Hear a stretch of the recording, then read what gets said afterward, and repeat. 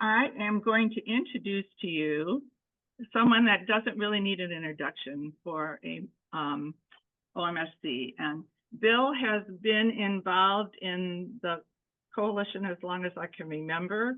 He is our business and industry leader. When the coalition was first formed, we were asked to have not only math educators and science educators, but also business and industry leaders. And Bill has held on to that role for a very long time. And if anybody could give a perspective or retrospective of OMSC, the perfect person would be Bill. So I'm going to call him up here and I'm going to switch. Thank you, Nancy, for the introduction. I'm going to add to it a little bit because there is some things that make it possible for me to be standing up here before you. I'm an engineer by training. I had a 53-year career in engineering from the time of my graduate degree until I stopped consulting in March of 20. I came to education via 16 years of the local school, our local school district in Butler County. And then I spent 6 years on an ESC board. So that's how I got to education. But then along the way, I was somebody discovered me, actually Ricky Belair and another person who since passed away, I've forgotten her name. And they invited me to OMSC. OMSC led to, and I've been chair of OMSC, that I was led to NASMIC, the National Alliance of State Science and Math Coalition, and was chair of that for a while. And then I was appointed to the Mathematical Sciences Education Board of the National Research Council. And Joanne, as you heard, was chair at the time that I was on the board. This talk came about because some of us got talking about the state of education. And we keep hearing a lot of negative things about the state of education. But if you have been around, as Nancy said, as long as I have, and I think back on the local school board, a lot of good things have happened. And so today, this is why this is a retrospective. The idea is to show you all that's been accomplished, something that we can pat ourselves on the back for. What you'll see is not comprehensive. It's as good as a memory is, or as good as many conferences as I've been to. But the point is that we'll review the accomplishments that have been done. You'll see the people that have contributed in Ohio. And but since there's so much material, I'm not going to take questions during the charts. But you've been given 3x5 cards. Those online, or you will be given 3x5 cards. The charts are numbered, so you can take and write your question on the chart, and then we can talk about them at the end of the presentation. Or those of you online, you can put them in the chat. As we look back, what we find that there was no one big thing that's led to the improvement of education. But there's been an incremental change along the way over 40 years. And that's what's led to how much better things are. It's the result of some key thinkers, a lot of conferences, a lot of workshops, and out of that, things spread. This is my view, and also a couple of others of us that helped put this together. So what we really had was incremental improvement. So we're going to go through this and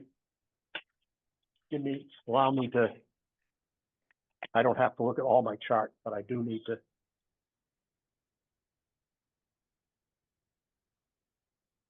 So if you start thinking about this, it was the nation at risk, 1983, that got us moving forward.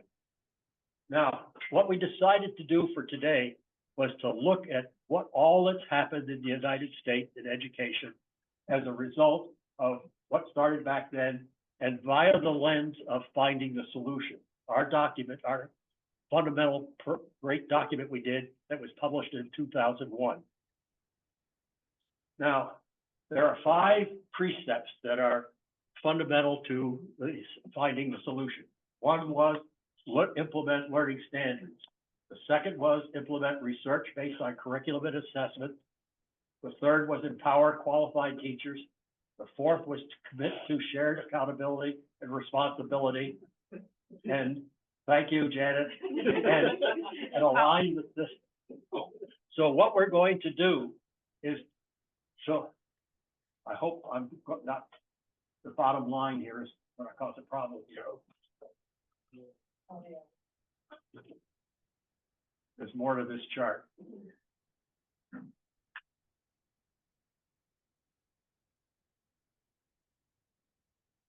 Okay, so what we're going to do is for each one of these 5 precepts, we're going to look to the entities that contributed to what was going on that precept.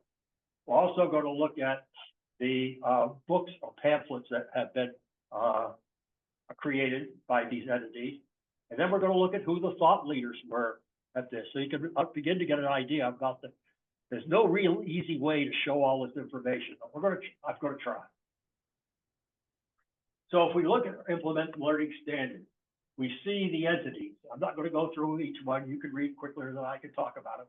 Some of the books and pamphlets that were created, and who were the thought leaders. And Ken Hoffman was a real fundamental person because he was behind the formation of MSEB, and he was also behind the formation of NASDAQ, the National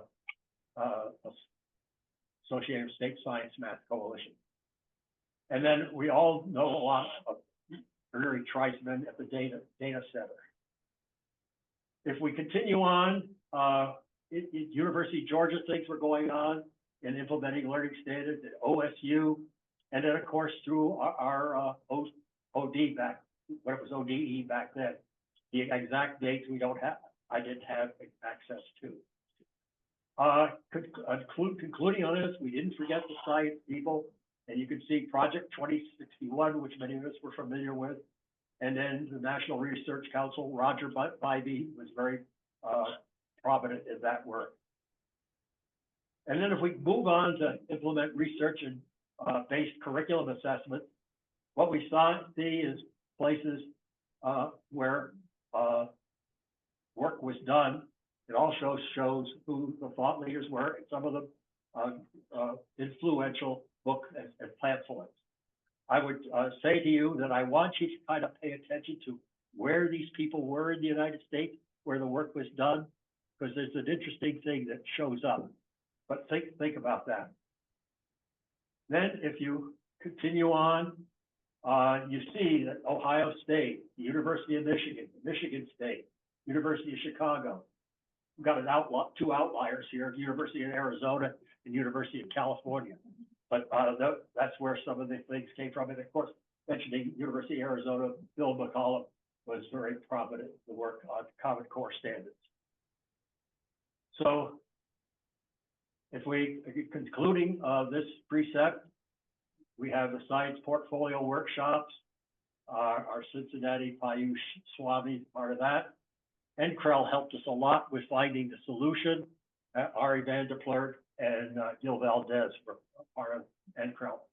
NCREL being North Central Research Education Laboratory. And then we had, talking about assessments, of course, PISA was a big deal. SATE, we all know about, and then the Ohio graduation test. And I think during this period, we began to figure out what we really wanted to do with assessment. We began to figure out the difference between formative assessments and summative assessments. And so I think that while there was a great deal of complaint about the test, we have begun to figure out what is the useful information for each one and where it fits in the system. Still work to be done, but. And then pathways here in Ohio. So this is what helped. These are the organizations, the pamphlets and the thought leaders for this precept. Going to the one on empower qualified teachers, we have the National Eisenhower Clearinghouse, the Eisenhower National Clearinghouse. Lynn Samuto's Project Discovery played a big role in things here in Ohio. And you could see Jane Butler Cayley, Rochelle Blair, who was our first executive director of OMSC, Constance Barsky, who unfortunately passed away a couple of years ago, and then John Toffel at the Ohio Board of Regents. The Ohio Resource Center, we all know Peggy, John Toffel, Steve Byrig, and Dick Rettel were very prominent in that. And then in the Math Science Network, we had Pat Barron. Commit to shared accountability and responsibility. This is not something we've done very well at. And we seem to be able to do it at the district level, but at the state, national, we have not done as well, or not done at all. It's part of the problem being 50 states have 50 systems, and we don't have a national way to do it. Should we? I don't know. The United States, you could argue a number of ways, but the United States is so different in the different regions. It's not clear. Aligning the system. Well, some significant work has been done there. Of course, the MSEB, with Ken Hoffman founding it, Joanne Leitzel serving as the chair. I think a lot of great conversations took place around that table and things disseminated out from that. Then we have the National Alliance, NASDAQ, the National Alliance of State Science and Math Coalition, which Ken Hoffman was behind the establishment of, and the coalitions that really were very active and effective in their states, either in working with teachers or of influence the legislatures, Connecticut, Florida, Iowa, Maine, Minnesota, New Jersey, Ohio, Texas. There were other coalitions, but these were the ones that were really effective and stayed around for a significant period of time. And then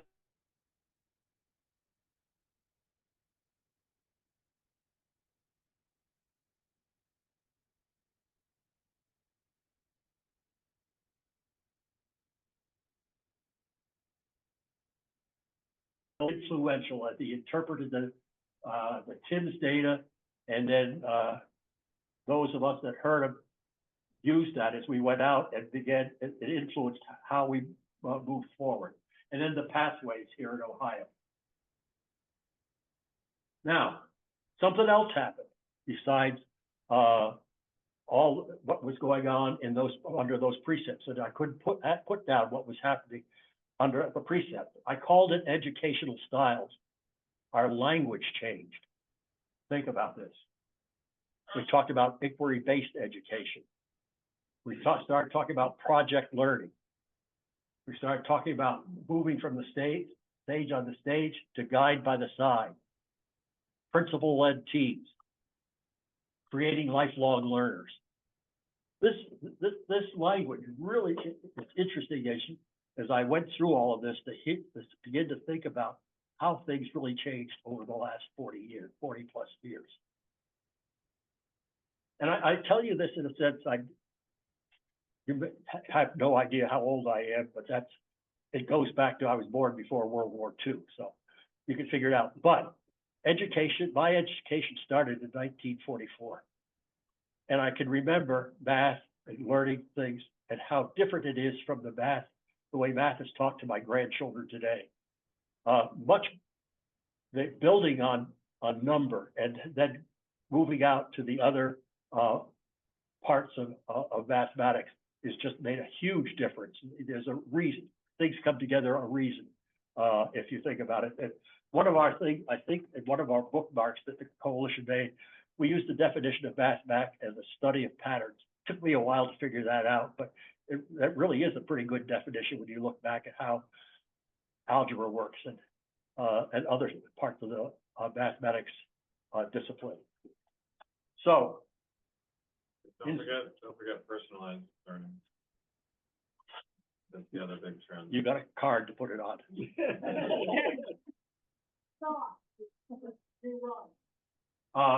So in summary, it's if you looked at where the entities were that led to this improvement in education, they were concentrated in the east central portion of the United States, starting in Minnesota, going to Michigan, Ohio, down to Alabama. And then there's nothing really on the East Coast. That's not to say there weren't people out there, but the influential people, the names that I put up there, really were concentrated in down the center part of the United States, a little bit Arizona, a little bit California. But that's kind of an interesting thing. What led to that kind of thought thinking concentrated in that part of the country? Just an interesting fact. Good progress has been made on the first three precepts in finding the solution. We even made progress on assessments. And I say this in the assessments because one of the interesting things to me is that we developed ability to have computerized assessment. And as the student responds, if they respond inappropriately, the computer takes them back to a place where they can understand, where they may understand, and to check where the problem is and what they're learning, and therefore who's ever guiding them would know where to put emphasis in the teaching. So that's a big step forward in assessment. And there's more to come. Progress has been made on aligning the system at the district level, but not so much at the state, national level. And we have to make significant move towards committing to shared accountability and responsibility. We see that in the schools that are perform highly. In Ohio, if you talk about the top 100 schools, you'll see there's 9 items that have come about from research. We did a survey on them, and the top 100 schools do somewhat of that. If you look at the bottom 100 schools, they can't even get to even think about some of the things because of the problems they really face that are different. So there's a lot to be done there. So now we're to questions and answers. If you know the slide number, they were on there, I'll try to respond to them, or members of my team will respond. And some of you will recognize that in putting names on the chart, I went out and asked questions, and you responded with names that helped me fill in the chart. So Greg noted that Bernie Madsen taught at University of Arkansas. Oh, it wasn't Alabama? I guess not. Okay, made a mistake. So that's important because I think, Bill, first of all, I didn't have anything to do with finding the solution, so I can compliment. It is, in my opinion, it was published in 2001, so it's 24 years old. I think it has started at the time. And I think this is exactly right. But those of you who are young can't remember the Wild West that classrooms were before standards. If I was an Algebra 1 teacher, I taught whatever I wanted. In Algebra 1. The standards have been wonderful. Okay, then when he talks about the curriculum and what is the work that's been done on the curriculum, please know it's a different world there. We've done a great job. Okay, spoken that nice right. Then he gets to empower teachers.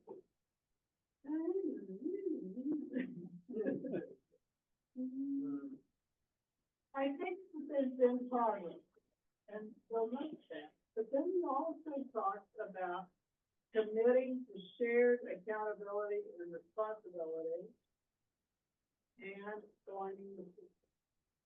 And I'm hoping that you're putting things on your cards about those. I'm hoping you're putting names of people and initiatives and publications. We've got some good stuff in Ohio. The pathways now are really contributing towards aligning the system, K-12, higher ed. But I don't know anything about science ideas. They'll have several pages up there. But I know he missed something. Because he's a human being. And so if we were able to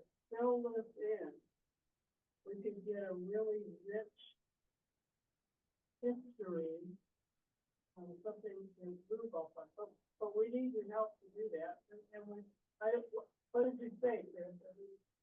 Under the Personalized personalized learning. learning. Right. Can the people on Zoom hear what you're saying? Yeah. Okay. Good. So I'm sorry to talk that much, but, I just wanted to give my personal impression of finding the solution and also of these 5 tenants. Did we, and we'll talk about the fast news like I was saying. But as you look at this presentation, I love it. What would make it even better? I guess I would jump in and just say that your starting point was a good starting point because that was a big wake-up call. But I think there was some precursor to that too. And it was those little individual pockets of things, like in science, we had ISCS, which was, students individually at their own pace, working through, discovering things. It was like the early aspects of inquiry were going on in the 60s and early 70s before we ever even, set off alarm bells with the nation at risk or anything. And sometimes when we have these smaller initiatives, we think this is never going to make systemic change. But if you look at this whole big picture, some of those early things that were just going on here and here and here, and I'm sure it was the same in math, they actually fed into setting off those alarm bells in some ways, and also giving a roadmap for what some of that better instructional techniques might look like. So you probably don't know anything about my background, but my father was a physics professor, right?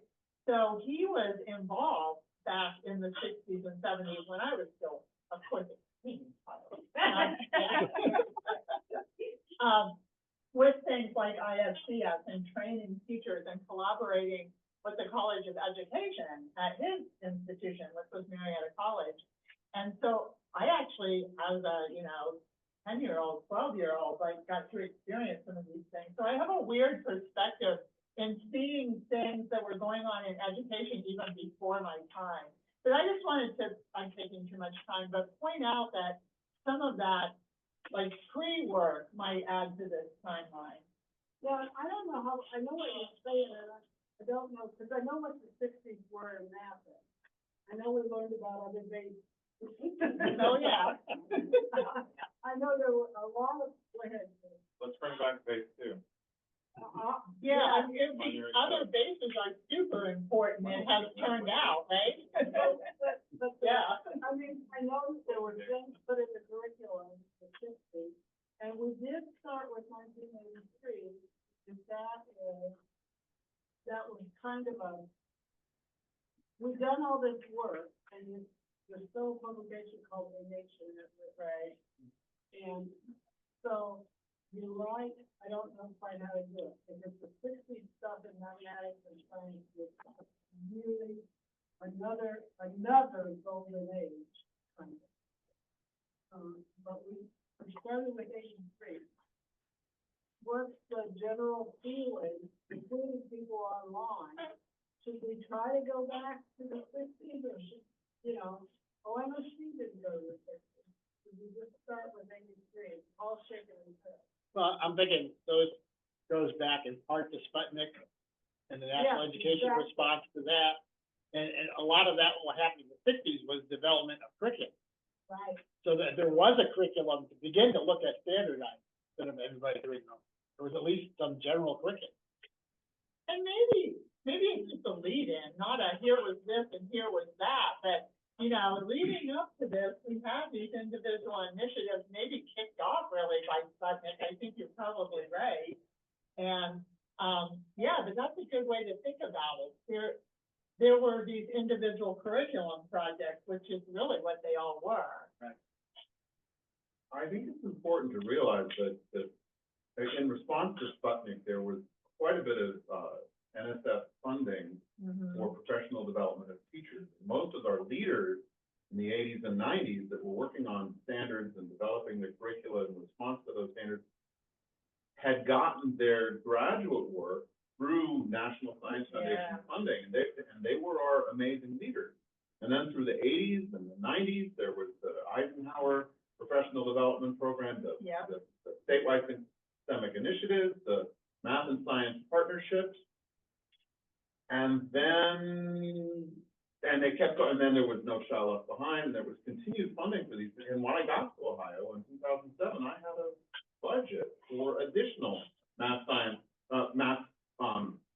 initiatives. And Constance Barsky had a budget, right? Together, we were, continuing the professional development and outreach to try and empower teachers. And then with the downturn and the race to the top, and Arnie Duncan dismantling all sorts of stuff at the Department of Education and replacing it with all the race to the top things, the math science partnerships are gone. All of this continuing funding for professional development is gone. That's a big thank you to the policymakers way back then, that all the curriculum things I was talking about were tied to professional development. They didn't just develop things and throw them out, they brought teachers in. In the 90s, the NSF funded tons of professional development for math and science curricula in high school, in K-12 and in college, right? There were also the calculus reform things going on in college. Project Discovery right here in Ohio was that same thing in the 90s. I worked for them. And when I got here, we had our centers of excellence, right? That received state funding, right? So there was federal and state funding for, continued support and improvement of math and science education. But what's happened, I don't know, for the past 8 years is just a whole lot of finger pointing and blaming without any resources to actually do the work that needs to be done. Stop reading my mind, Brad. Stop reading my mind, Brad. Do you know why I helped with street math? And I helped to develop that curriculum? It's because the MSC and ICCP wasn't there. I would have been happy to work with physics teachers for the rest of the time. But because they were eliminated, the only game in town was street math. Well, Sorry if I get into no, Lonzo, you said it's one foot in Lonzo. You suggest, and I know I'm trying to carry all this, but to me, what you're talking about is regular powering. And I think we had a record of working really hard on power safety, and then it stopped. What year would you say it stopped? I think this is still tied to that funding thing. Right. So when Well, it stopped after Race to the Top funds dried up. Now, some states were able to use some of the COVID stimulus funds to do some things. I mean, it was essentially, Brian, correct me if I'm wrong, was it essentially COVID stimulus funds that ended up funding the QR, the MMR? Yeah, I think we used ESSER $1, $2, $3 for that. I mean, it was going on a little bit before that, A little but bit that longer. ramped it up, I think. But the situation is actually even worse right now, because the National Science Foundation has been required to cut its indirect cost percentages. So I just got an email the other day saying, no NSF proposals will be allowed for the foreseeable future. But a smaller percentage applies to a bigger range of budget than it used to. I'm saying our office of sponsored programs, not smaller percentage, but it applies to a bigger range. should we get the people online because we know our work questions. Well, recent, I mean, it's not only the overhead rank, it's also that if you look at the grants, the active grants that they canceled, it's disproportionately by a factor of 5, the education grants that NSF has been killed. The physics interactive thing, they lost a $4 million grant last week out of Colorado. So it's not even just the overhead, it's the education is first in line for the DAT. Which means that at the state level, if we want to fund any of this stuff, we've got to be talking about it. But we need more tax bills. Well, I would also argue besides funding reductions is the assessment system that we want. When you see No Child Left Behind and that ramping up of assessment, and it's not that we don't agree with assessing where kids are with accountability, but I feel like teachers have lost, now that teachers are held accountable, building principals are held accountable, superintendents are held accountable, all to those scores, that's all that matters.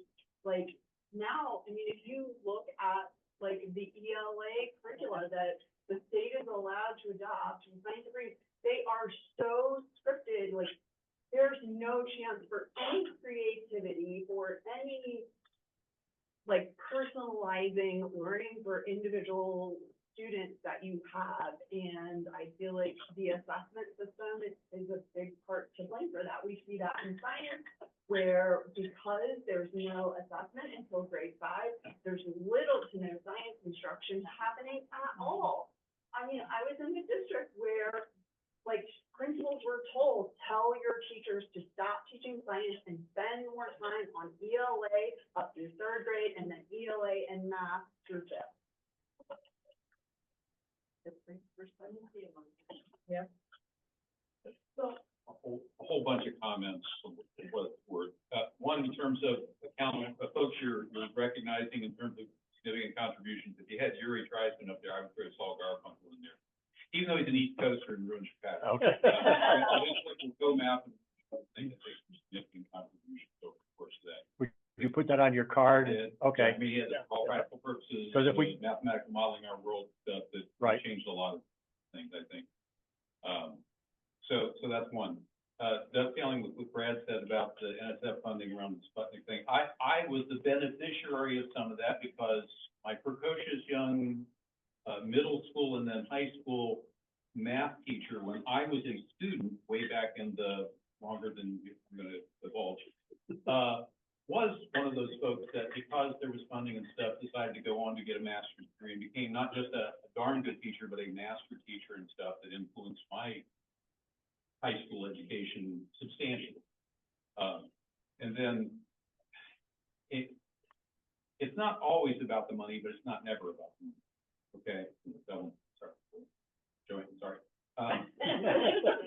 But I was involved in a lot of professional development back in, I don't know, in the heydays of some project discovery dollars and lots of other things, and was involved in integrated math science stuff in the Dayton region for 15 years in a row. We did summer institutes for teachers. We had enough capacity to cover all of the teachers in the Dayton public school system 3 times over.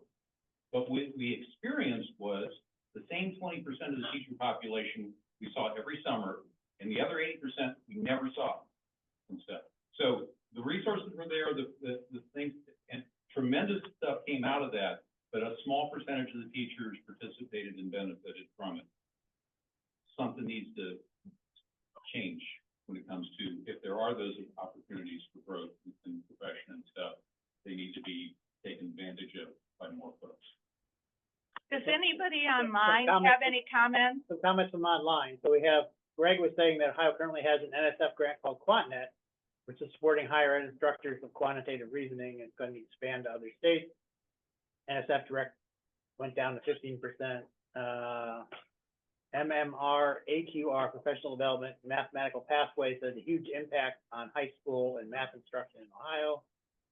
Deborah Nace agrees with the elementary science issue and says, yes, and one we see in the summer don't make instructional changes for the most part. Anita O'Malley, the 1998 changes some licensing teachers grades 1 to 8 to separate licenses in middle was a great change. Sad that we're going back. And then Greg added that TI is TITT program has had a big impact here in Broad. Thank May you. may I add just one more thing? Yes. Thank you. Bill Stinkin is standing in front of you, and I want to tell you that was the vanguard. He was the guiding spirit for finding the solution. He was able to bring in funds from the Ohio Board, from the Ohio Business Roundtable in order to get the document published. He was the one that helped create our partnership with NCREL to get surveys taken of schools and teachers and manipulate numbers from the NAEP results. He was a driving force for many years to get this document produced. And he just stepped down his chair from OMSC when it was published. So I want to thank him for his leadership, his brilliant foresight into what was needed to create this document, and to give respect to teachers as well as the administrators who control all the funds. So Bill, thank you so much for your hard work, dedicated work over all these years. Thank you, Janet. Kim? This is kind of a little bit tangential to the discussion so far, and it's a wonderful discussion. I'm just listening and taking it all in. But I think it is worth saying that the document A Nation at Risk has a lot of controversy behind it. Yeah. So, yeah, I mean, I think that it's worth saying that although it may have spurred some positive things for mathematics and science education, you know, in many ways, in some ways, there was a lot of negative perception and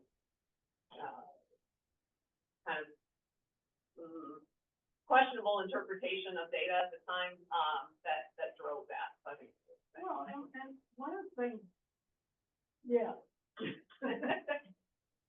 You know, when we look at the comparative data, something like PISA, or even NAEP, I think that stuff is so good and so important, and I support it so much, but it is often misinterpreted.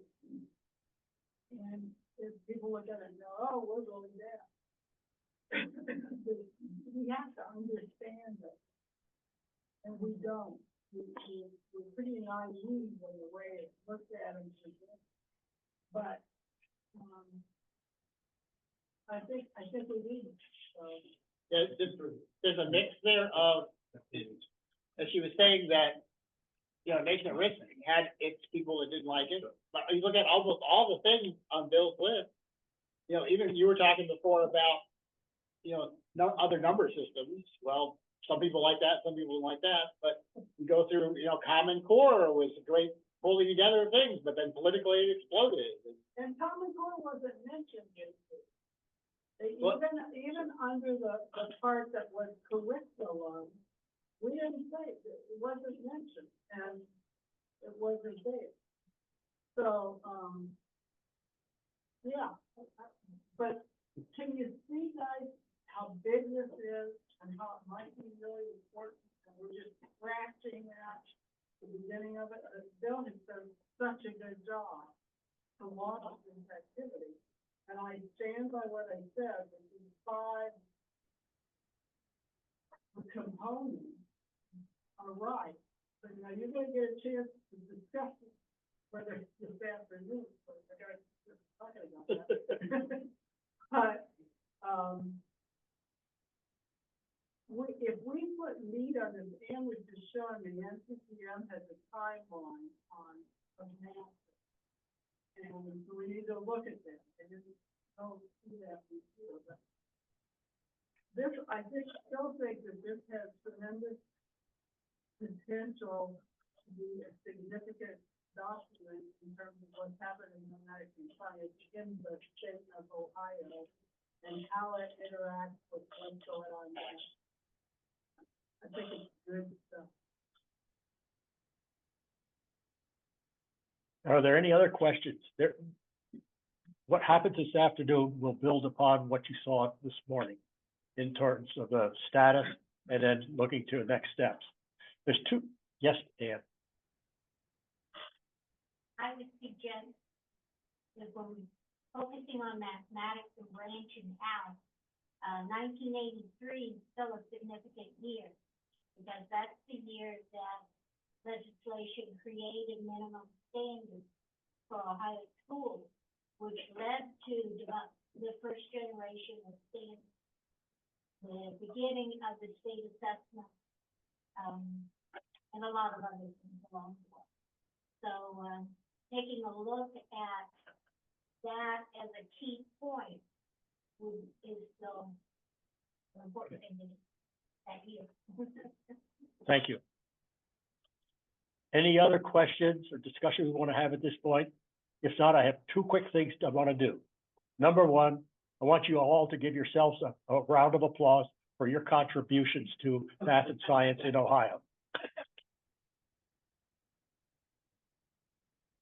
Second, I want to make it clear how involved OMSC has been. The membership who has gone to national conferences, made presentations.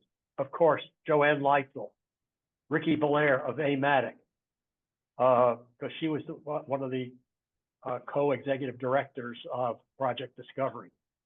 Constance Barsky, who is also of that kind. Nancy Sattler, Peggy Costin, Brad Findell. Some of us remember Brad when he was just a pup. I met you when I was in my 30s. Yeah, but things are relative. But you're right. We met over on MSEB. Yep, you were on the staff. Great contributor. And then Steve Meyering and John Toffel. And John Toffel was one who we had a legislative friend who got us money, got us into the budget, but it has to come through a state agency. And John Toffel honchoed that. So. And John Toffel is the one that convened the meeting of the president of state organizations of mathematics and science in Columbus a long, long time ago. And at that time, I was president of Ohio-Matic, and I was there, and that's where we started doing it. So John, we owe our roots to John. Okay. And I want to tell you, Bill, thank you for all the hours that you have given to OMSC, to AMATIC as well. You are a huge, huge, huge contributor to mathematics education in the state of Ohio and nationally. So thank you, and thank you for your presentation. Thank you. Just a quick side note while you're pulling that up, I pulled up the text for the curriculum evaluation standards that NCCM released in 1989. And the first sentence is, in the introduction, these standards are one facet of the mathematics education community's response to the call for reform in the teaching and learning of mathematics. Footnote, a nation at risk. Yeah. Interesting. This was education. Nobody can deny it's something that you. Thank you. Yeah, what I learned in grad school is that whatever you're doing, you just cite a nation at risk. You don't need to read it. I was just entering the education world as an adult at that time period, and it absolutely was, you're right. So, I'm focusing on science and where we're trying to move in the future. So we've had the whole history of things, and so I just want to talk a little bit about what we're trying to do with science here in Ohio, and it pretty much matches what goes on throughout the country. These are our department priorities at this time. Of course, science, you don't see science written up there. And even the things like learning acceleration, it's got a main focus on literacy and math. So science, we struggle right now in this time period with being less of a priority, as Leslie brought up about, it's not tested till 5th grade, it's not being taught in primary. So in addition, we have kind of a long history of teachers who are just teaching kids about the science we already know and not about how to do science. So those are kind of the challenges that we're working on right now. So we really want to move science instruction away from learning about things to getting kids to figure out, to getting kids engaged with doing science. So that's kind of our overall focus. I love this quote from Jeremy. Students need to know how the science gets science, right? These are not just a bunch of facts. This is a process. This is how we find out about the world around us. And so this whole engaging students in doing science is super, super important. And so one thing that we really are trying to encourage is more of this actual authentic student research. So some of that is going on in individual classrooms. Some of it is supported by things like the Academy of Science that have science fairs and that sort of thing. And then our ODNR hosts right here have a student wildlife research symposium every year where they give kids a forum to come in and actually present their research that high school and middle school kids are doing. So I think all of those things are great and one little piece of the pie. The things that we are trying to mesh together with science instruction right now are the standards, of course. And here in Ohio, schools can use NGSS standards or they can use Ohio Learning Standards. Little secret to some of our districts, they don't realize that it's okay to use NGSS. We, of course, are emphasizing the scientific and engineering practices because that's really the doing side of science. Teachers know about, here's some content we need to teach, but they need to get kids doing science. And we can do that by engaging with phenomena and problem-based instruction and encouraging a lot of student discourse. So another way to move forward into the future really is to break down some of these silos, right? We have structured our schools to, here's the math period, and then you go to the science period, and then you go to gym class. That is not real life, right? And if you look at these practices that we have for math and science, and ELA has practices as well, there's actually a lot of overlap in what we're trying to get kids to do skill-wise in these areas. So more of that, I think, through, you know, whether it's STEM instruction or STEM designated schools, or even just integrated, transdisciplinary, problem-based, project-based learning. Those are some of the ways this is going to do this. And schools are starting to move in this direction. I think of Licking Heights.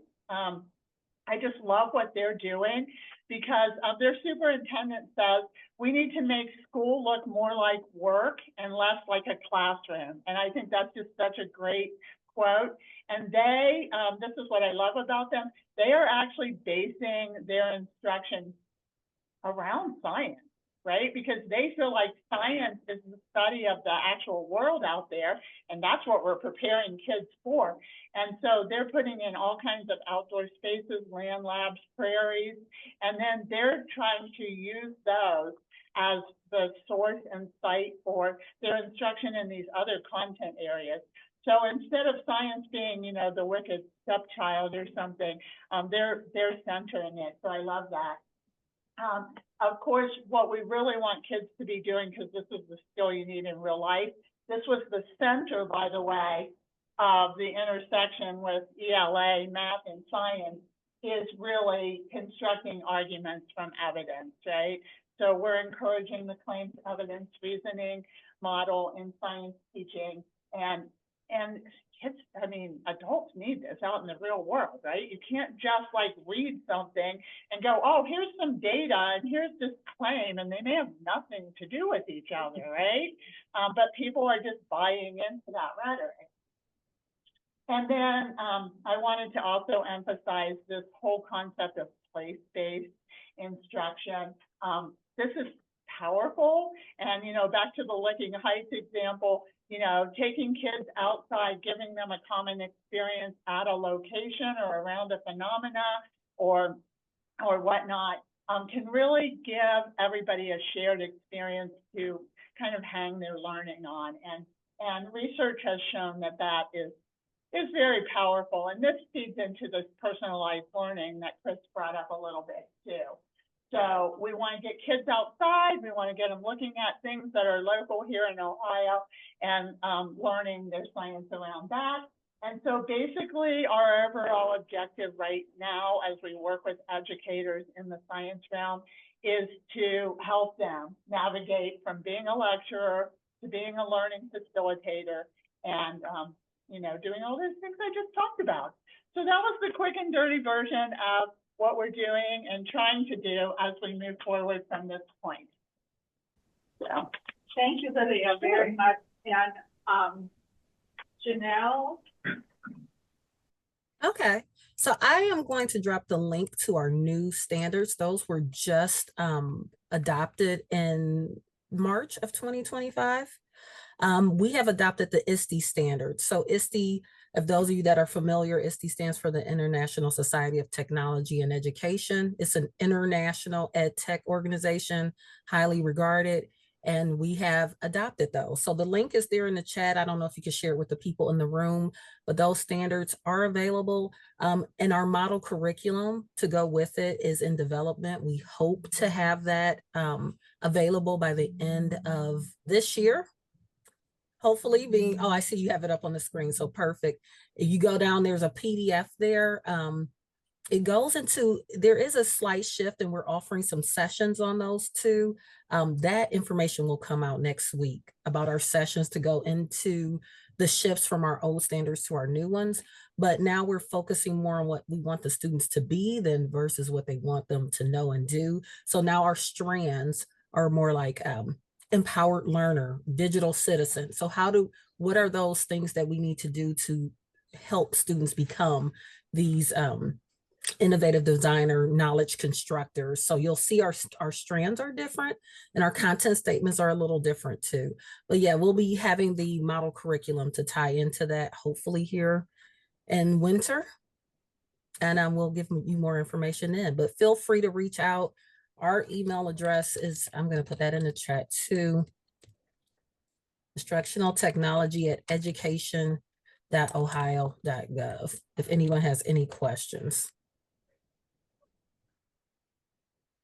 Did the governor's office, Any questions? right, did the governor's office have to weigh in on adopting that, or was it just like? Oh, it's adopted. It is Director Dakin presented it at the last agency meeting in March. So those are adopted, they're official, and schools are using them already. Any other questions? Okay, thank you, everyone.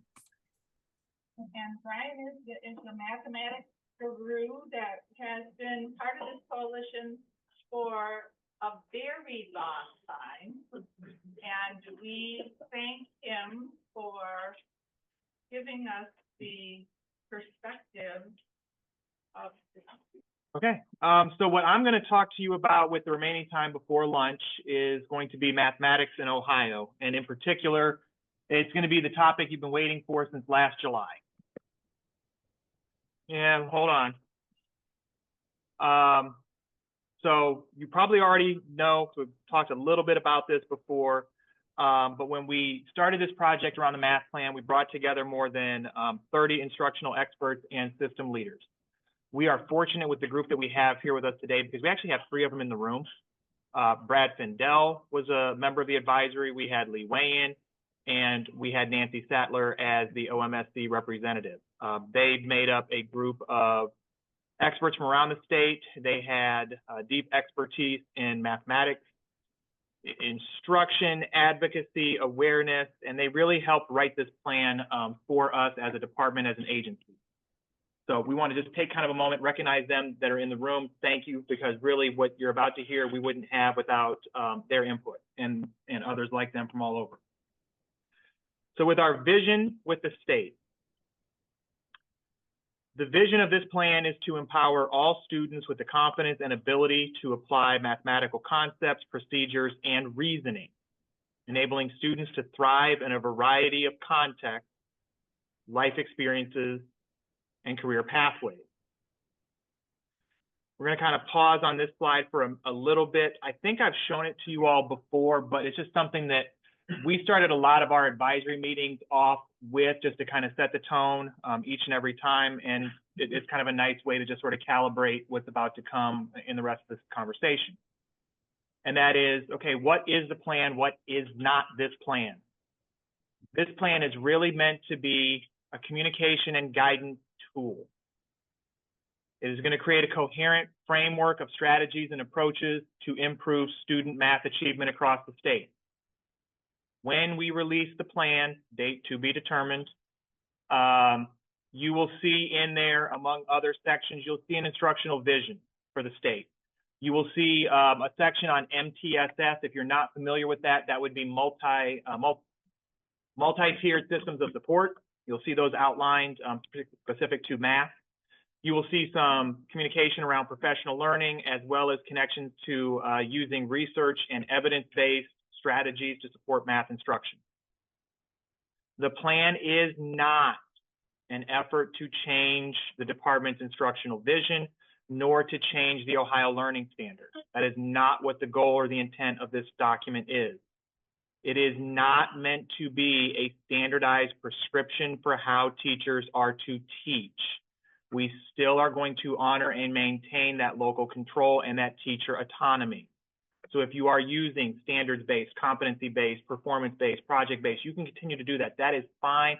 That is great. If that's working with you, please keep using it if that's what's leading you to success in your district. The audience that we wrote this plan for, the primary audiences are going to be educational leaders, district and school leaders. We want to be inclusive to who those are, and that's not just people teaching the math, but that's also going to be your support staff, if you have anyone who's supporting your diverse learners, also teachers, families, and other educational partners. Yes. Go for it. The plan will include a grounded in instructional vision. Will there be a statement that says, that instructional vision that you already destroyed? Yeah, that's the one. That's going to be our vision. In fact, you'll be pleased that when you do get to read, I think we actually even have a definition for mathematics. And I get to use that because I definitely remember sitting through many a conversations with 2 of the 3 people in the room on how we were going to define math as a state. Lots and lots, literally looking at me and just grinning because they know the conversation. We went round and round on that. And so eventually we will tell you what that is. It's not today, date to be determined. I would love to tell you, but it's so secret, even I don't know. Because on that next slide, you mentioned the multi-tiered systems of support for math, and so that was an acronym. And then it says HQIM, and that's high quality instructional materials, in case anybody doesn't know what that was. Yep. Okay, thank you.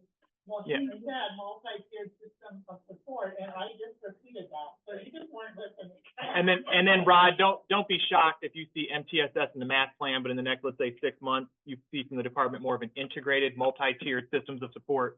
Because once we have an acronym, we need to just make sure we update it. If MTSS wasn't enough, let's add the I in front of it. Well, and actually, truth be told, I am like one of 2 people. Go for it. Keep going. Yeah. Janelle and I are going to be the ones that are working on that integrated multi-tiered system of support that hopefully will be comprehensive all the way from, it's kind of viewed more as a special ed and behavior issue problem right now, but we want it to be comprehensive across the whole continuum of learners to gifted and to incorporate these other content areas. So I'm actually leaving the office that I'm in right now and working on this. And so is Janelle. That's probably important. It's probably recording in progress. Okay. Sorry, Brian. This is Deborah. I had a hard time hearing her when she's talking about integrated MTSS. It's not like content like math and science and reading together. It's more like SEL, that kind of thing. Think of it as tier 1 core instruction and then sort of branching out to, I don't want to say personalized learning, but to focus on like who needs those, customized interventions at tiers 2 and 3 versus maybe who may need customized extensions and enrichment again at the higher end, tier 2 and 3. Okay, so like not only the gen ed teacher, but also the intervention specialist needs. Okay, thank you. More is going to be coming about that in the months to come. Yeah, just stay tuned for 2 or 3 months and we'll know more. So the structure of the plan, when it does get released, is going to lay out it's 5 sections. This section is just next steps. I'm not going to go too deep into that in this slide, but we're going to lay it out, starting off with what's the why. We start our math plan out with why do we even need a comprehensive math plan? Our section 2 is going to be about Ohio's math vision. That's really going to address the what. What's this going to take? Sections 3 and 4 are almost where you're going to think of it as maybe the meat of the plan, and that's going to be the how. Ohio's theory of action, followed by the strategies and activities that will be broken down into kind of roles, and think of the roles as going into state level, regional level, district level in terms of, what's everyone's part to play in this going to be. With section 1, there we go. We have math proficiency in Ohio. This is going to be Ohio's districts and schools really focused on their responsibility to deliver strong foundational instruction in mathematics. The kind of instruction that students need to thrive, not only in the classroom, but then later in life as adults. Here we're going to focus on the fact that, just being honest, math performance has languished in not just the state, but in the nation the last few years. And so we want to try to get our math students back on the right track so that, we're performing as good, if not better, than we were when we went into that pandemic.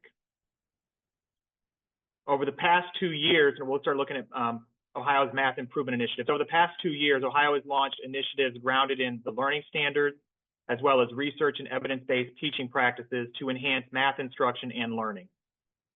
These improvement efforts have concentrated significantly at the K-8 grade band in response to very specific data-driven needs. Why also do we need a plan? Well, because there's some other factors influencing math performance. When we talk with our math advisory group, part of their responsibility was not just to share their input, but was to also go do some listening interviews with some other stakeholders in and around their area. And part of that assignment brought back to us the information from a larger audience, and that was really around just the additional drivers of underperformance that are affecting math right now within our K-12 community. And so, this all together kind of comes to, why do we need this plan in the first place? Why is this important? Why is this so necessary? Peggy, go for it.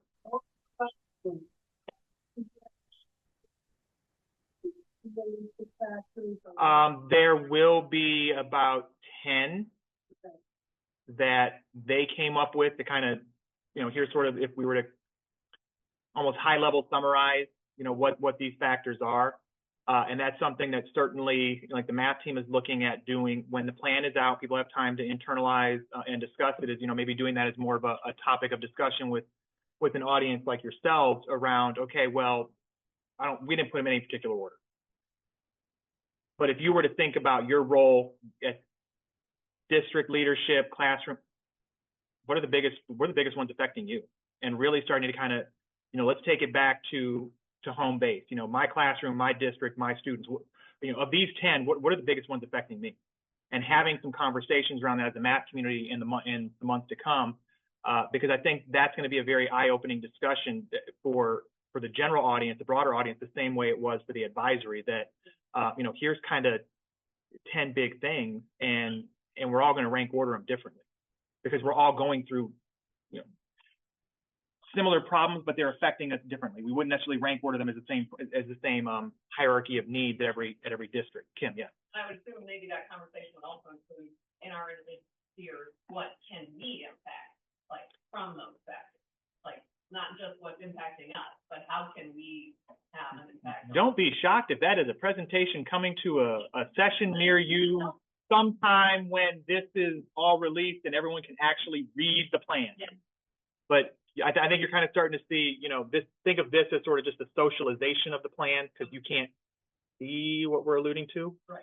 Versus, okay, once people can actually read it, that's, I think, the next critical phase in getting this implemented is, it's one thing if we say it, but it's another thing if people are actually internalizing it and they're able to make those meaningful connections back to their specific role, their sphere of influence.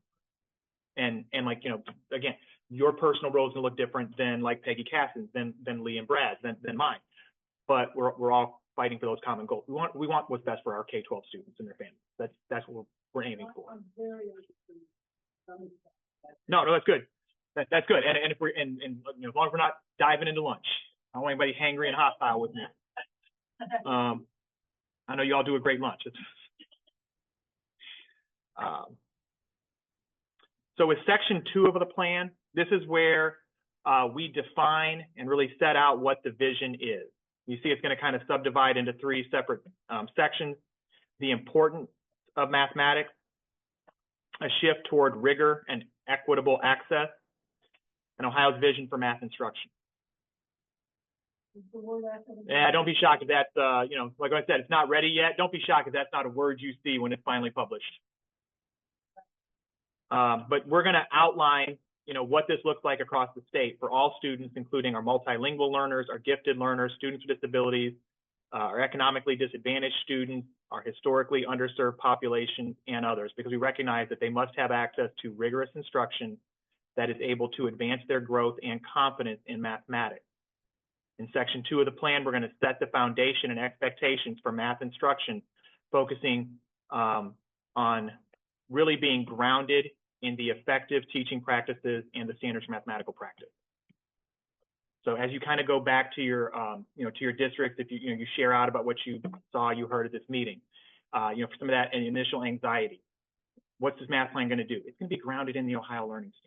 You're going to see an emphasis of the standards for mathematical practice and the effective teaching practices. Hope you've already seen some MTSS, HQIM. Hopefully these are components that maybe decompress some of the anxiety around what this plan is and what this isn't. A lot of these topics should already be familiar to people within the community that, well, yeah, we're already doing that. Exactly. We should keep doing that. You know, that's the stuff we're non-negotiable. We're not going to get rid of. We're not going to trade. Yes, Chris. I'm probably out of loop with this. Yeah. Were the math standards updated? Are they being updated? There are no discussions to update the Ohio Learning Standards for math at this time or in the foreseeable future. So we're making a math plan, but we're not updating the math standards. Not at this time. No. When was the last time it was updated? Board approved February 14th, 2017. But I do think that it's possible that, you know, when we do eventually, you know, update standards again, that this document can be really. Yeah. In section 3 of our plan, we're going to get into Ohio's theory of action. This is really going to be about improving math outcomes for all students. Across districts and grade levels, we're giving special attention to those who are furthest behind because we recognize that that requires a more thoughtful, multi-pronged strategy to help get them on track again. The department is looking to use the Ohio Plan for K-12 Mathematics to leverage multiple strands of activity and investment into a single coherent theory of action. This theory builds upon existing math-related policies and initiatives in Ohio and proposes additional strategies to cultivate rigorous, high-quality math instruction in every classroom for all students. The theory of action is going to combine 5 interdependent strands of action, as you were going to notice when we get to section 3, together to kind of help formulate where we see this going in the future. It's important to emphasize, get to the next slide, that these 5 strands, they do not need to work sequentially. There is not a prescribed order, but rather they are meant to interact with and support one another in service of improving student learning.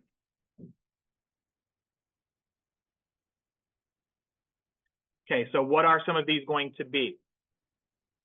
The Ohio improvement process, I'm going to keep that language for now because that's the language you're going to be the most familiar with. Don't be shocked if, again, a few months from now, the language of Ohio improvement process is replaced with, I think we're going to have a new title for it coming up. The problem with it is if we use that new language now and everyone's like, I don't know what you mean, it's just going to cause confusion. So just expect that that language will be replaced.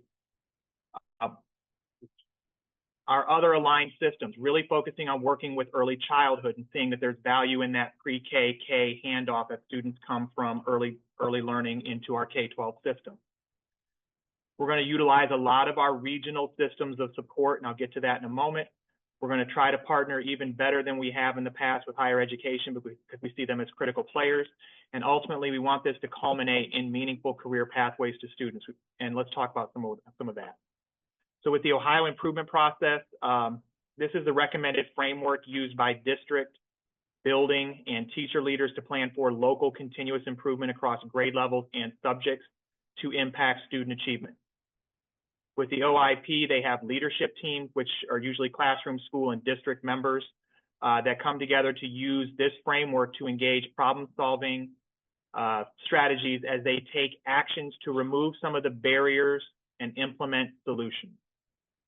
With OIP, the process that we use facilitates communication and decision-making between and across levels of the system at the district, the central office, the school, the building, the grade level, the classroom, the content area, to really try to get everybody brought to the table to help, work together to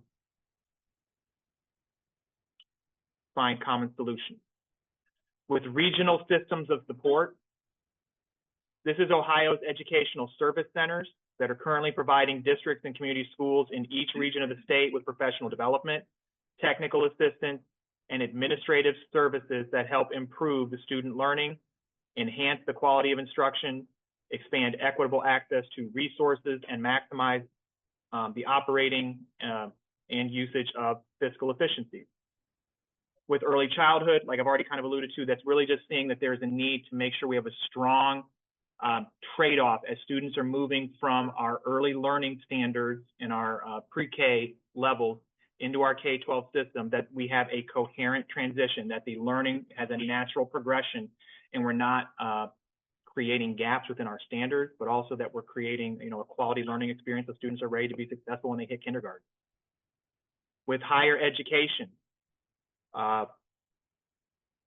professional organizations and networks, along with our regional leaders, will help support the ongoing work of our educational prep program to help continue to collaborate, to strengthen educator programs so we can ensure teachers are prepared to teach not only effectively when they walk in the classroom, but that they're able to do so to the alignment of the standards, utilizing high quality instructional practices as outlined by the 8 Effective Teaching Practices by NCTM, and sort of a student-centered approach that really reflects the standards for mathematical practice in the classroom. And the career pathways is just something that, kind of no shock to anyone. We want to make sure that our students are going through our K-12 system and they are not only college ready if they choose to go that, but ultimately if they do choose to go career, then we are giving them meaningful mathematical skills that are transferable into a career post high school if they choose to go there.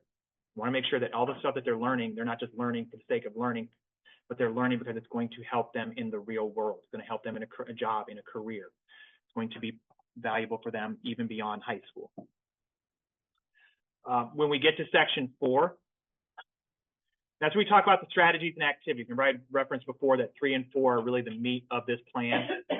And so in the strategies and activities, we're going to talk a lot about shared leadership, the expanded access to professional learning, increasing the use of high quality instructional materials, or HQIM. We're going to talk about standards, rigor, as well as research and evidence-based instruction. And we're going to talk about partnerships to support math learning. With shared leadership, this is where we're going to, as a state agency, use our spheres of influence to help model the facilitation of shared leadership structures at the district and state levels to help educators, educational leaders, meaningfully engage students, their educators, their administrators, and their families in the planning for and achieving of Ohio's vision for mathematics. The shared leadership structure would bring together the vision, energy, and cohesion to mathematics improvement efforts by distributing the responsibility and fostering collaboration. Responsibility for leading and supporting the successful implementation of research and evidence-based instructional strategies is the function of leadership at the district, building, and classroom level. We see this shared leadership as involving all educators in identifying the challenges, as well as analyzing underperformance and proposing solutions to, as well as executing the steps necessary to help achieve and support math improvement. With expanded access to professional learning, this is where we would be addressing the need to build the capacity of educators and school leaders to implement high-quality instructional materials, as well as evidence-based instructional practices across all grade levels and classrooms in Ohio. With the increased prioritize the adoption and implementation of high-quality instructional that have access to a standardized research evidence at home and in community settings. With some of this, okay, you kind of hear some of the whys, the hows, looking at the data, okay, what's kind of driving some of this? The graph here shows a relationship between math and ELA achievement based on district performance index, and this includes all test takers in grades 3 through high school. As you can see here, there's a very close and almost perfect correlation between math and ELA achievement, suggesting that students who do well in one content area are very likely to perform just as well in the others. Conversely, students who have difficulty in one content area are likely to have difficulty in the other content. Taken together, this underscores the importance of strong instruction for both math and literacy, as achievement in the two areas is closely aligned.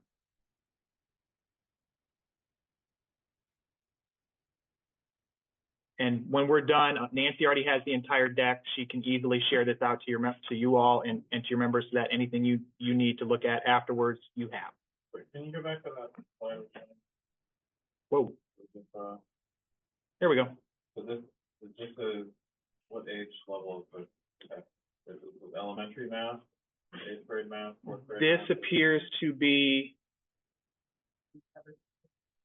I would agree, it's district, it's everything, math and ELA. You want to go for it, or? It says PI, so It's performance index, yeah. As far as I got. So performance index is sort of a composite. It's a composite of all the state scores. Next, based on weighting of, advanced, 5 levels of, and we did have a question about the larger circles, does this represent large districts, or are those like, the larger circles, like a lot of little dots in that same circle? Send me that question and I will get you to the person who can get you the data breakdown of this. The other districts are larger and they don't perform very well, so maybe that's why they're all, I don't know. See, and I'm right with you. I understand that theory. I'm not sure that's the answer, but that makes sense to me. Lee. This slide can't possibly be surprising. Right. Mathematics is a language. It can't be surprising that if you're good at learning a language, then you're good at learning a language. Well, okay, keep going. Kim. Yes. District is highly correlated with that. So I think you can put any two disciplines up there and median income. Yeah. So ultimately, you're agreeing with what we're saying. We could have shown it in a lot of different ways. There's just one graph that you'll see in the plan that will help kind of reinforce exactly what we know. Brad, go for it.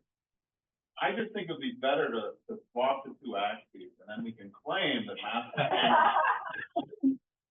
Brad, okay, Brad, do you want the plan out in a year that starts with a number 2?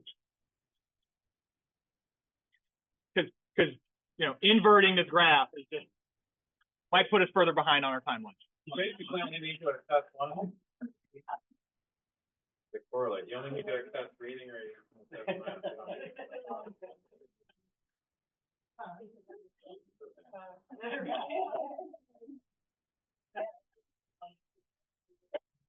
So another one, just to kind of continue the conversation around data, predicting grade 3 math proficiency. An important follow-up question for these analyses was, at what point in a student's academic trajectory do we expect to see this strong correlation emerge? Well, in Ohio, we do not collect early math screening data before grade 3, but schools and districts are required to administer the K-3 reading diagnostic to determine a student's likelihood for reading at grade level. What you see here are the results of an odds analysis that looked at the likelihood of scoring proficient in the 3rd grade math state test based on performance on the K-3 reading diagnostic that is given to students starting in kindergarten. The results showed that students who were on track for reading at grade level in kindergarten were 2.7 times more likely to score proficient or higher on the grade 3 math test. Those odds increased at each grade level. Overall, these data suggest that reading and math skills are highly correlated and that this relation is evident very early on in a student's academic career. Again, this underscores the importance of strong and evidence-based instruction for students in both math and reading as early as possible. So, They're both related to something else. Yeah. Yeah. This is very correlational. Go ahead. I'm not thinking of your We know you're not. oh, we're good. And we're good. If you all want, we have plenty of time to discuss because they're clearly still setting up lunch. So I'm not keeping you from it. As part of just sort of internal data review and collection, we did reach out to some high-performing districts, some outlier districts within the state, and just from our research and what we did find when we talked to for math, we talked to 15 kind of outlier districts. We found that around the use of high-quality instructional materials, 10 of the 15 districts that we had talked to reported using high-quality core instructional materials, and just so we're defining high quality, it was high quality as defined by Ed reports. We found among these kind of outlier performance districts that 10 of the 15 did provide some form of professional learning in mathematics. The professional learning often focused on specific math topics or the implementation of the HQIM materials. The method of the PL, it did seem to vary, and just kind of, keep in mind, we were asking this about a year ago. So what would cause the variance, some of this professional learning did occur either face-to-face or hybrid or virtually, depending on kind of where the district was and how they were impacted by the pandemic. Yes. Couple of comments coming in. Deborah notes that the correlation works with pre-K and actually math predicts reading. Mm-hmm. And Michelle wanted to know, what do you mean by an outlier district? We looked at districts. So for math, the way we did was we looked at districts, high growth, high achievement. So if you lay them out, we kind of looked upper right. And it wouldn't matter which you put on the X, which you put on the Y, we're still looking for the upper right, just to kind of find 15 that were in that upper right corner that we particularly haven't heard from often lately. So, we kind of looked for, we wanted to hear some new voices that we hadn't heard recently. So before anyone jumps to, oh, well, we know they went to, the top 15 in the state. Nah, that's not exactly who we went to. Like upper right in terms of high growth, high achievement across the grade band for math. In terms of teacher supports, what was something that was common among these outlier districts? They provided common planning time and professional resources for their teachers. The common planning time was used to help analyze assessment data or coordinate upcoming intervention and enrichment sessions with students. So it wasn't purely just grading papers or going to meetings, but they actually had purpose to their meetings that helped kind of, focus and drive the time spent together. The other thing around multi-tiered support systems, the districts acknowledged the use of data and or some screeners to enrich the intervention time. In addition, some districts noted the use of building and teacher-based teams to help review data. So what they were doing was they were taking maybe their screener, their diagnostic, their local pre-assessments, whatever they were using. We did find that a group of them had sort of a structure in place to actually parse that data out and then use that to help sort of drive further instruction, whether it be within a future lesson or a unit of instruction. And while most districts use some form of diagnostic or screener to drive intervention or support necessary to accelerate student learning, there was really no clear system in place. It wasn't like, oh, hey, they're all using a specific program. They all kind of seem to have their little own local variation or twist to it that worked for them because they understood, their resources, their limitations, their time structures, and they made it work within their system. Next step, this is going to be sort of a beginning. So it's written for higher ed, but we can kind of tie it to really almost anyone in your role. As we bring it to a close here with just the last couple minutes before we break for lunch, just kind of hearing what you heard. What can you do to contribute the new knowledge that you heard about the math plan? Thinking, right now, your inner circle, so just your specific role, or within your community, others in your role, or your network, whether it's OMSC, OMELC, OCTM, who other your professional organization networks may be. How can you start to kind of take what you heard just now and contribute it to a broader conversation?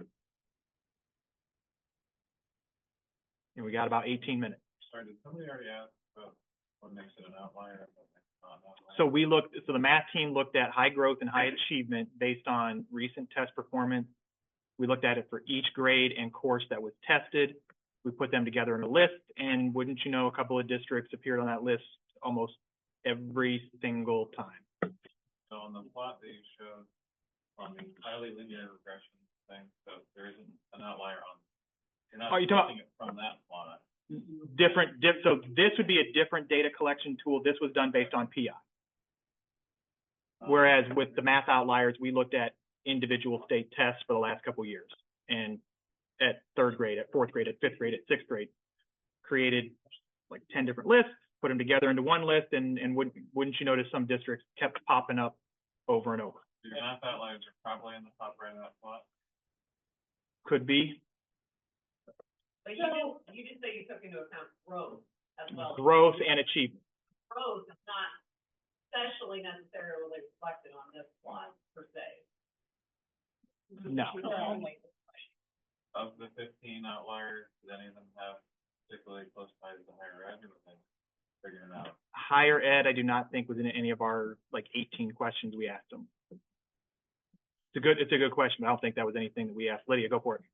Did you also just look for districts that had a high percentage of economically disadvantaged? Because we did when we looked for our outliers. We looked at growth and performance that were high in districts that had a lot of economically disadvantaged. I don't think we looked at socioeconomic. I think we looked more at typology, but we also eliminated the one, the comment, we didn't want to hear from the top 10 and the highest performing in the state. Okay, well, who else is kind of doing it really well the last couple of years coming out of the pandemic, and have been doing it well for a couple of years at each grade level. And again, as we started to put together, a list for third grade for a couple of years in a row, fourth grade for a couple of years in a row, fifth, and when then you combine them, you start to notice, okay, some of these school districts are popping up again and again and again, straight to the front of the line. We need to talk to them.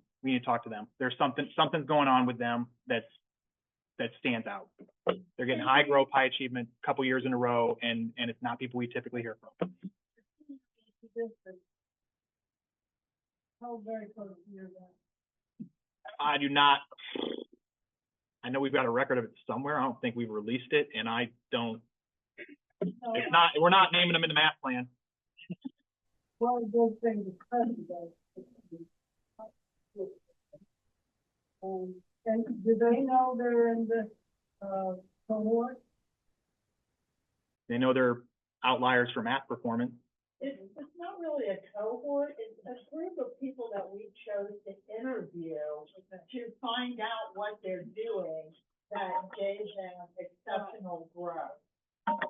So let me kind of put it in the context of like the math plan, the advisory. Think of it as us not asking them to do something we were not willing to do ourselves. Right. We asked them to go interview educational stakeholders. We went and interviewed educational stakeholders. We gave them some criteria. We took slightly different criteria so as to not end up talking to the same stakeholders, or the same stakeholder groups. I believe Nancy, Brad, Ali, some of you talk to higher ed, some of you talk to parents, some of you talk to teachers, curriculum directors, maybe ESC or an SST. It was like really, anyone who's an educational stakeholder in your world that was willing to sit down and talk to you, you sit down and you talk to them. We took kind of a slightly different take on it, and we mostly talked to superintendents with a few curriculum directors in that 15 who joined us as well. Brian, it would be really interesting. It would be really interesting to see the names of those 15 school districts, but the research that we have been doing with, we interviewed superintendents, so it would be really interesting to see if they were doing it. And you were actually present when we presented. Yeah, I think you got done a couple times. Kim. Well, I'm curious from math and science on this. Were there any ways that you selected districts to talk to that were not based on state test scores? For math, that was the way we did it, just because we needed a common defensible criteria. We included test scores, but as I mentioned, we also factored in economic disadvantage. Okay. Yeah, and we looked more at typology. Yeah, districts that had at least 60% or more economic disadvantage students. Because we didn't want to just talk to the, traditional suburban high-performing schools.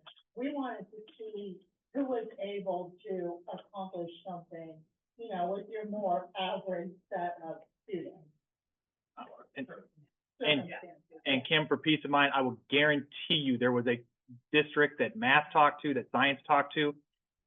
And if Janelle's still at this meeting, Tech or CS talked to, because they popped each and every single time, to the point where I think at one point the superintendent was like, really? Again?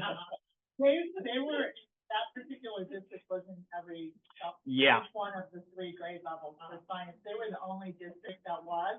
In science, interestingly, Brian said in math, a lot of them were the same, right? We saw some that, if you got it right in like one year, you didn't drop off a cliff the next year. Like you seem to be on track. In science, where we only have 1 test in elementary, 1 test in middle, and 1 test in high school, our districts were not the same.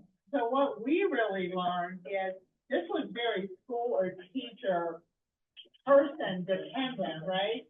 And when we talked to the superintendents about science, what they told us is, well, we just have this great 8th grade science teacher, and typically there's only one such thing in a building, right? And so it wasn't, unfortunately, it was no great systemic thing that a district was doing that we could then replicate somewhere else. Instead, it was a principal who had a passion for science, or a teacher that was particularly effective or whatever. But you know what? I think that's incredibly important information for the field and for community too. Yeah. Okay, Paul. Michelle was adding that, if you go look at report cards, you can find the performance index. And I'm thinking you could also probably guess at what the schools were in their study if you wanted to, right? Who you up with performance index. I had one question though, as a consumer research, looking at the, I think 2 slides behind this one, where you had the multiple points. No, next one. 4. Yeah. So like 10 of the 15 districts reported doing this. I can't help but wonder what the bottom ones were doing too. For like high quality, the 10 of the 15 districts use high quality materials, and when you get to the bottom ones, 12 maybe high quality materials. We work with some districts in that category through Office of School and District Improvement, and that's another conversation altogether. Families are all alive. Can you tell me if Steubenville was one of them? Oh, They was for science. yeah, for math, I have no idea. Somebody started with S, I think, but that could just been school. I don't remember. Somebody started with that. We did that more than a year ago. I don't remember who all they were. I know we've got the files somewhere, but I don't remember. All right. So just kind of looking ahead. No, actually, so somebody in our office got this approved for something, and okay, yes. I don't know how you thought this was a good one. Everybody's taking it and using it for everything. You are going to see this used in about everything we do until 2027. Don't be shocked. Well, I was using it for like change takes time, you know, as we're doing professional development, like, you know, we can't, you know, you're not gonna see the results tomorrow when you make some of these changes. Everybody I'm seeing is putting this in for something. You're going to see this. You're going to see this in everything. Our leadership's using it. I think I saw Kathy Holmes has it in something. It's going to get used. So really, as we look ahead, the math plan, when it does come out, it's going to establish an ambitious vision and a course of action for the state. As we noted throughout this socialization, achieving a vision of forget that. I can't figure out where we're supposed to go with that. Okay, so the creation of the math plan marks an important step in that process of really just helping to support our K-12 students. The plan draws on the collective expertise, like I said, of over the 30 educational expert professionals from various professional organizations at K-12 and higher ed to really help craft the vision. Continue to be on the lookout for more to come with the department. Please just be patient with us. It's not something that it's not done. I think Lee has heard me share this report now, 2 or 3 times, and yeah, I know. There's like 3 different versions since he's seen this for the first time. You know, the math plan version last week, because it was April, is not the math plan this week because it's May. And we're working on it. We really are. It's just taking time. A lot more than we thought. We could plant a seed that a plan without a budget. Oh, you definitely made that. You definitely made that point to Dakin. That point was definitely emphasized, loud and clear. So hopefully that helps. Kim, yes. I have one question about the plan and then one question that's separate ODE or DEW related, so I can hold that until the end of this conversation. But I'm just curious, and I mean, I'm just curious. Of all the folks on the advisory committee, were there any who chose not to sign on to the final plan? Or is that even like, no? I mean, since there isn't a final plan yet, I guess maybe that's. No one has asked to be removed.